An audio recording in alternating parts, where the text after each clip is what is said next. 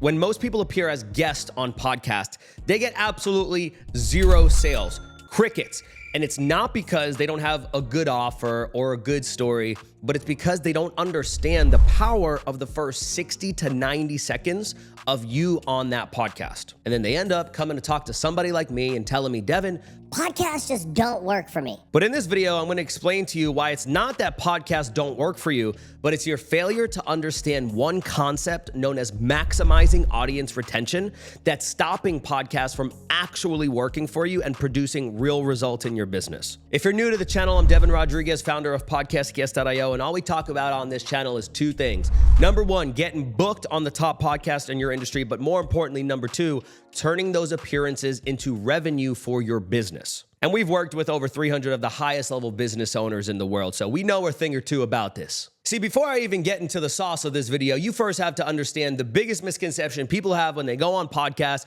is they just treat it like PR. They just go and they say, I'm going to get some exposure. I'm going to get some awareness. And they just think that by them appearing as guests on podcasts, that fairy dust is going to fall from the skies and somehow they're going to randomly make a bunch of money. That would be like the person going to the gym and then sitting down in the bathroom expecting to get jacked. It's just not gonna get any results. Why? Because they don't understand the specific strategy that's gonna help them get into the best shape. And the same exact thing applies when it comes to being a guest on podcasts. There's a specific sequence and order of events that needs to happen in order for you to be able to monetize your podcast appearances, instead of like these other people on the internet that just try to convince you that all you need is PR. Public relations. Oh my God, it drives me absolutely crazy because one thing I know is that if you're watching this channel and you're watching this specific video, chances are you're already doing 6 figures a month in your business. You don't need more PR. You're trying to scale your business. So if you're going to invest your time into appearing as a guest on podcasts,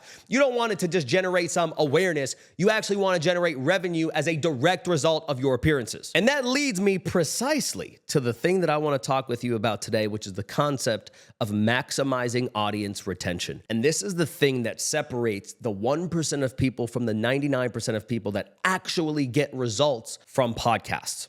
See, here's the thing. You can have the best offer, the best story. You could have it all. See, in order for this to make sense for you, you have to understand that the thing that we're trying to optimize for on podcasts is conversion. But if we're trying to optimize for conversion, you must first ask yourself, in today's hyper-sophisticated market, what first needs to be true in order for someone to convert? Well, in today's market, it's very simple. Trust. Trust is the kingpin of conversion in today's day and age because there's such little trust in the market.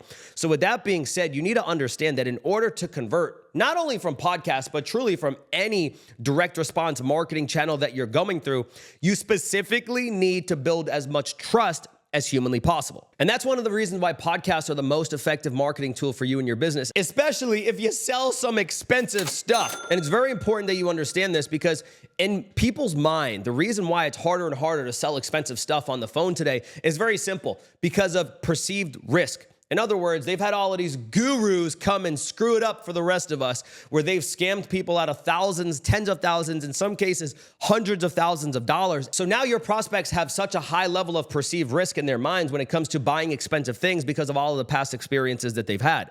So when it comes to spending time with a prospect, what that does is when a prospect consumes your content for hours on end, or specifically on a podcast, if you can get them to listen from start to finish, that increases how much time they spend with you before they ever enter your sales process, which is going to decrease their level of perceived risk and therefore increase the likelihood that they convert. Now, let me bring this full circle for you for a second. Let me ask you a very simple question. Have you ever had the experience where you turned a podcast on and, as one of my mentors would say, it looked good from far, but far from good? What do I mean by that? Well, what I mean is very simple. It looked like it was going to be a good episode. You turned it on for about 30 seconds to a minute, and then you just press skip, or you turned it off, or you put on some Drake or Meek Mill or Rihanna or Ariana Grande. Hey, listen, I don't judge. Okay. So with that being said, the reason why was because that specific person on that specific podcast did not understand the concept of audience retention, because it's very important that you understand this. In other words, if somebody listens to you on a podcast, even if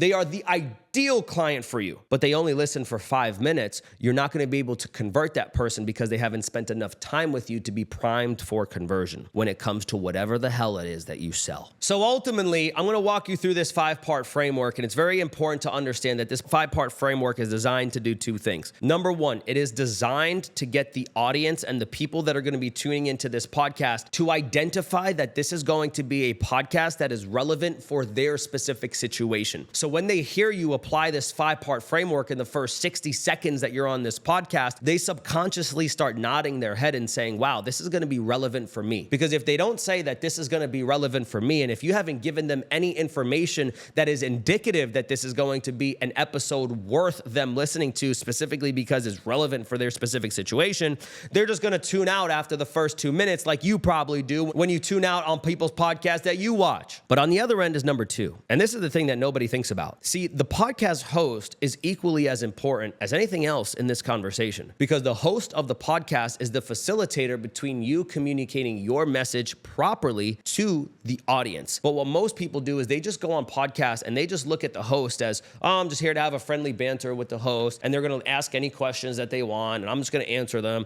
And what ends up happening is the host just asks whatever questions they want. But you have to understand that the questions that a host asks you isn't always in alignment with the questions that you need them to be asking you in order for you to plant the thoughts, feelings, and beliefs in the mind of the audience. So this framework is designed to get the host to follow you, where you're leading them into asking you the questions that you want them to ask you so that you can help drive people and convert people from these podcasts. So hopefully I made it abundantly clear that this isn't just about telling your story or talking about your business. This is about strategically engineering a conversation that strategically plants the beliefs within people that are needed in order for them to buy your stuff. And that's what this framework does, and it all starts within the first 60 seconds. Now here's the thing. The first question you're probably going to get on a podcast is, tell me your story. How did you get here? What's the journey been? And oh my God, this is when people just absolutely word vomit, as I mess up my beautiful hair,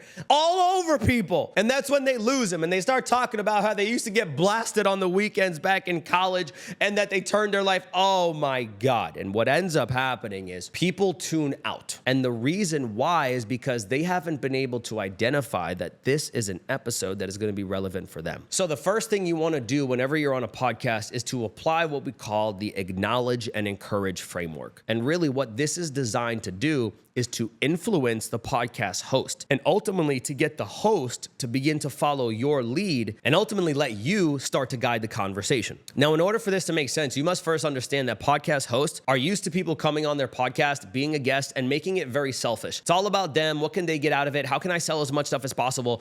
And the host is not used to somebody coming on the podcast and serving them. So what we want to do is we want to completely flip that script, where before we ever go out and start talking about what we do or our story, we first want to serve the host, because that's going to be so counterintuitive to them based on their past experience that they're going to start to look at us more favorably. And more importantly, it's going to trigger what we call reciprocity. So let me walk you through the framework. It's what we call the acknowledge and encourage framework. So whenever the podcast host asks you the question, hey, how did you get here? Instead of just going and rambling through your story, first step is to serve the host. And the way that you do that is you first acknowledge them. And what you say is, hey, Devin, before we even dive in, I just really want to first acknowledge you for the effort and sacrifice that you put yourself through in order to develop this podcast, because I could only imagine the level of work and expertise and time that goes into this. And I just really want to acknowledge you for putting out this valuable content that's truly changing people's lives. So now when you put that out, the podcast host has likely never been publicly acknowledged by that. So when you acknowledge them immediately, their guard drops and they come to view you as someone that's genuinely there praising them. And here's the thing, people love praise. So if you praise that host, immediately you become much more likable. And the more likable you become, the more influential you become. And the more influential you become, the more likely you are to guide the conversation strategically. So the second step of the process then is to encourage the audience. So first, we acknowledge the host, and then we layer another level of value on top of that by encouraging the audience to leave a 5-star rating or review or subscribe on whatever platform that they're specifically tuning in on. And here's the thing, giving reviews and ratings on Apple Podcasts and Spotify, I don't know if it makes a difference at all in that podcast being able to grow. But here's what I do know, being a podcast host myself, if you get more and more ratings in terms of your ego, it feels good. You start walking around a little different. You start walking a little different. And it feels really good to have a lot of ratings and reviews. But here's the thing. A lot of podcasters struggle to do that. So if you go on the podcast and you tell the audience to pause everything they're doing at the end of the episode, go leave a rating and review, you become like Jesus to these people, because now you're serving them at the highest level and giving them what every podcaster wants, which is to be fed more ego vanity. So what you say is, first, you acknowledge and you say, hey, listen, I just want to acknowledge you for all of the hard work that you're doing. You're really inspiring so many people. I know that there must be a lot of work that really goes into this. Acknowledge. Now we encourage. And what I really want to do is I really want to encourage everybody that's tuning into this podcast, whether you're on Apple Podcasts, Spotify, YouTube, wherever you're tuning in, go leave Devin a 5-star rating and review so that we can help him reach more people with this very important message. So now you've acknowledged them publicly and you've praised them publicly, instantly making you more likable. But more importantly, number 2, you're specifically encouraging their audience to do the thing that the podcast host wants almost more than anything else, which is to get more ratings and reviews, because that's gonna be perceived as them growing their podcast. So now what's happened is you serve that podcast host at the highest level that that person has ever been served on their podcast. I can pretty much guarantee it. And I'm reminded, I'm gonna put the screenshot of it somewhere up around here. I'm probably gonna butcher it a little bit, but I had a client of mine named Kiala. Very successful business owner, sold a business, started another business. Anyways, he applied just the acknowledge and encourage framework. What he said was that he went on a podcast that was in the top 0.1% in the world, had been around for over 10 years, had hundreds of thousands of listeners on a monthly basis. So you would assume that the host has maybe heard something like this, right? Absolutely not. What he ended up saying was that he applied the acknowledge and encourage framework. And what ended up happening was that the host literally paused and said, I have not had anybody say something like that to me in the 10 years that I have been on this podcast. And then what ended up happening, Kiala said in his message, was that the host let him guide the entire conversation from there. So hopefully you see how you praising the host, acknowledging the host, adding value to the host genuinely is actually the most selfish thing that you could do for you, because it's immediately going to trigger reciprocity, where now you've praised that host, you've encouraged their audience to serve, and now you've added so much value that subconsciously the podcast host is going to be looking for ways to add value to you. And the way that they're going to do that is by allowing you to guide that conversation and to take it where you want, versus most other people where they just go right into their story and start rambling. Podcast host will cut you off. They'll start asking you a bunch of different questions. But now you have strategically framed the host to be your salesperson on that podcast. So next step is very simple. This is where we go into the 5-part framework. And this is what I call the ICGCT framework. And ultimately now you're ready to introduce yourself. You've acknowledged, you've encouraged the audience, and you're at a really freaking awesome place now. But what we want to do next is we want to specifically do 2 things. Number 1, we want to introduce ourselves in a way where we clearly articulate 5 things. Number 1, who we are. Number 2, the challenge we help people solve. Number 3, what our goal is with our business. Number 4, we want to build credibility. And number 5, we want to create what we call story tension. So part 1 of that process to just identify yourself. Now, when I say identify yourself, it's really simple. After you've acknowledged and you've encouraged, and the last thing you said was, I encourage all of you to go and leave Devin a 5-star rating and review. Now you're ready to jump in to answering that question, which is, what is your story? But you're not actually going to answer the question, and I'm going to explain why. Because before you ever share your story, you first must get the audience to say, this is somebody that I need to listen to. So the first thing you're going to do is you're going to identify yourself. Really simply put, you're just going to state what your first name, last name is, and the name of your company. So in my case, I would just say, I'm Devin Rodriguez. I'm the founder of podcastguest.io. Now, what do most people do from here? Most people would say, my name's Devin. I'm founder of podcastguest.io, and we help people do X, Y, and Z. But what that doesn't do is it doesn't connect with somebody on an emotional level where it creates resonance, where somebody leans into the conversation and says, wow, this is something that's going to be applicable for me because Devin clearly articulated the particular challenge that I am going through. Instead, they just say,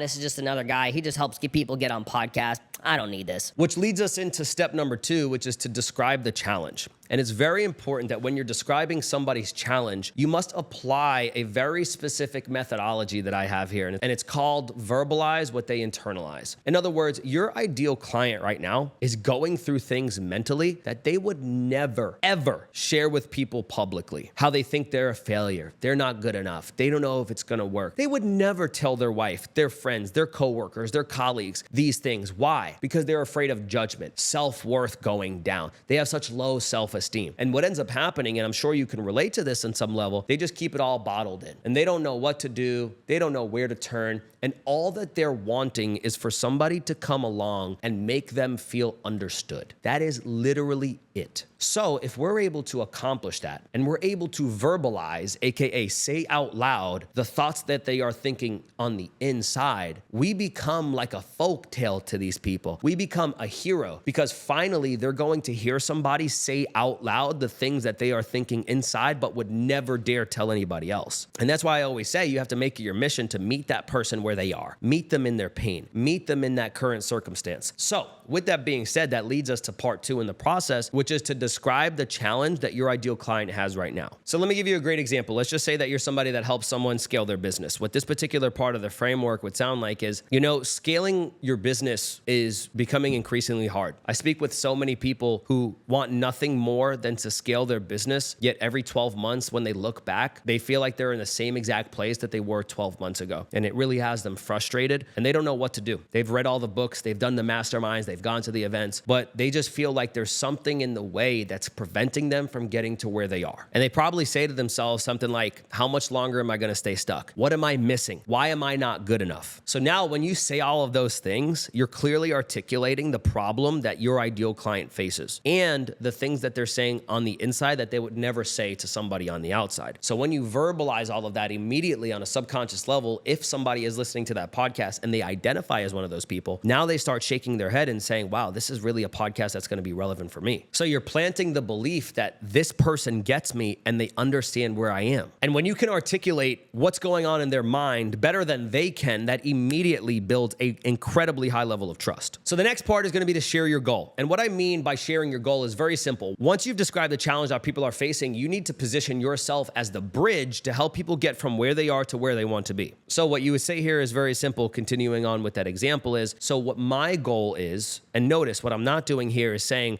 what I do is I help clients do this. No, you're saying what my goal is, which sounds much more genuine and likable, for lack of better words, rather than like douchey direct response marketing bro stuff. So what my goal is to help business owners scale their business predictably, leveraging what I call the 5X scaling framework so that they can not only scale their business, but achieve true financial freedom without having to constantly second guess what they're doing. So now when you look and you've painted this picture, because our words are designed to be the paintbrush on a canvas, and the canvas is the imagination of the audience, you've articulated where they currently are, and then you said that your goal is to get them to a place where they have true financial freedom without having to constantly doubt what they're doing. And that right there is the thing that makes people lean in, because that's the end result that they are looking to achieve. So now you've clearly positioned yourself as somebody that understands them, but you've also positioned yourself as somebody that helps people achieve the thing that they're ultimately looking to achieve. So now the person comes to the belief that this person has the exact solution for what I am looking for. And once again, this is where you're positioning yourself as the bridge between where they are and where they can be. And this is all in the first 60 seconds. So the next thing is you want to build credibility, but you don't want to say is I have 20 Lamborghinis, $100 million, and I've done all of this cool stuff. You want to do it in a way where you're anti-douche, because people are so used to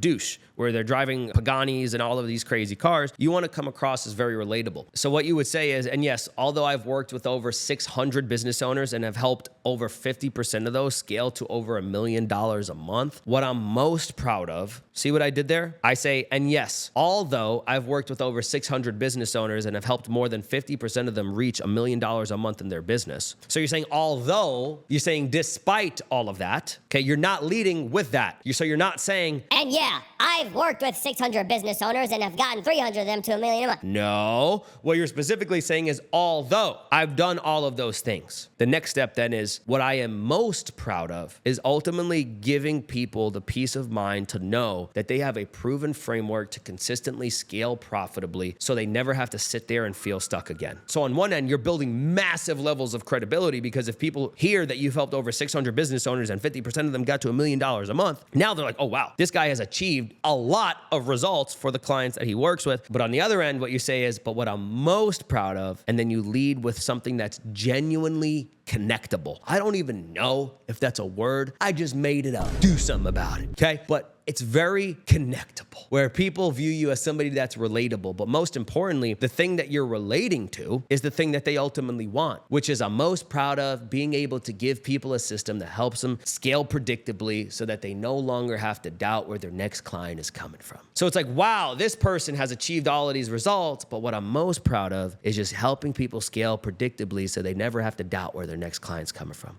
So now when your ideal client hears that, they're like, oh man, that's exactly what I want. So now the belief that you're planting here is that this person has the results to back up what they're saying, but they're also not one of these scammer guru guys that just tries to flash all of this hypercar stuff all of the time. You come across as a human being, and people like people that they like. So by this point, it's very simple, okay? We've got the identify down. Hey, my name is Brian Johnson. You know, the thing that I see all of the time is that a lot of business owners are living in this state where they want nothing more than to scale their business, but they constantly feel like something is stuck. And despite going to all of the conferences, getting all of the coaches, doing all of the things that people tell them to do, they just feel like they don't know the clear path to their goals. They probably say things to themselves like, what do I have to do? Why do I feel so stuck? Why am I not good enough? As they continuously look at other people that are accomplishing the things that they want to accomplish online. What my goal is to help these business owners predictably scale their business, leveraging my 5X scaling framework so that they can not only scale their business, but achieve true financial freedom and never have to worry about where their next client is coming from. And yes, although I've helped over 600 business owners and have gotten 50% of those to the coveted $1 million a month mark, I would probably throw a little disclaimer in there, to not insinuate that you're going to help everybody do that. But what you would say is, and although I've helped 600 business owners, have gotten 50% of them to that $1 million a month mark, and by no way, shape, or form am I insinuating that that'll be the result for you, of course, because that's very subjective. What I'm ultimately most proud of is being able to give people a predictable framework that they can use forever to be able to scale instead of being stuck and constantly wondering why they're not performing at the level they want. Now, here's the last piece of the equation, which is now we're controlling the host. What we're saying is, host, I want you to ask me this next question. Now, remember the question that the host first asked you, which was what? Tell me your story. Notice how we didn't answer the tell me your story question, because before we ever do that, we first must get the audience to identify that this is something that's going to be relevant for them. So with that being said, the last part of the process is to create what we call story tension, where we're opening up a loop of curiosity in the podcast host's mind that they inevitably need to close. In other words, we want to mention our story, but then we want to get them to ask us to go deeper into that story. Why? Because now we are following a pattern where they ask us what we want them to ask us, aka we're the leaders around here, despite us being on their podcast. So what this sounds like is very simple. The next part is simply this. And you know what I find funny is that people ask me all of the time, what's the most important part of the framework? Or what's the one thing I need to do to scale? And although I understand where those questions come from, what people don't see is that it has been a long journey to get here. And it's been a really long road. So now when you say that, guess what you've done? You've just invited, without saying, ask me this next question about that long journey and about that road. You've invited the podcast host to step into that, because now you've opened a loop of curiosity where they want to close the loop. And the way that they close the loop is by getting an answer and to figuring out what that long journey was. So on one end, you've gotten the audience to lean in and say, this is exactly for me. But on the other end, number two, we've also gotten the host to say, hey, okay, tell me about that next thing, where now they are following your lead. And when you couple this with the acknowledge and encourage framework, where you've added a tremendous amount of value, this is how you strategically guide the conversation. Where in the first 60 seconds, you've gotten people to identify that this is relevant for their specific situation. You're influencing the host because of how you're genuinely valuing them and serving them. Now that triggers reciprocity, where they want to serve you. So now all that's left to do throughout the entirety of the episode is to plant those beliefs into the mind and hearts of your ideal client so that at the end of the episode, they view you as the particular solution for their particular problem. So now you've set the frame. You have everything right where you want it, and the rest of it is just mastering your message, which we talk about a lot on this channel. But understand, the first 60 seconds is what makes a difference. So if you just go out and you apply the acknowledge and the encourage framework, and you apply the ICGCT method and framework, you're going to be gold, because now you're going to be able to increase retention by just mastering the first 60 seconds, where you're getting people to identify that this is exactly something that they need to be tuning into. So with that being said, go apply this, go make a bunch of money potentially. I don't know. You probably won't, because you probably won't listen to what the hell I just told you on here. And you probably go doodle and go tell your story, your origin story, because you just got done reading Expert Secrets from Russell Brunson for the 73rd time. If you're one of those people that actually genuinely do what I'm talking about here, can make some tremendous results, and you won't be one of those people that's coming to me saying podcasts don't work.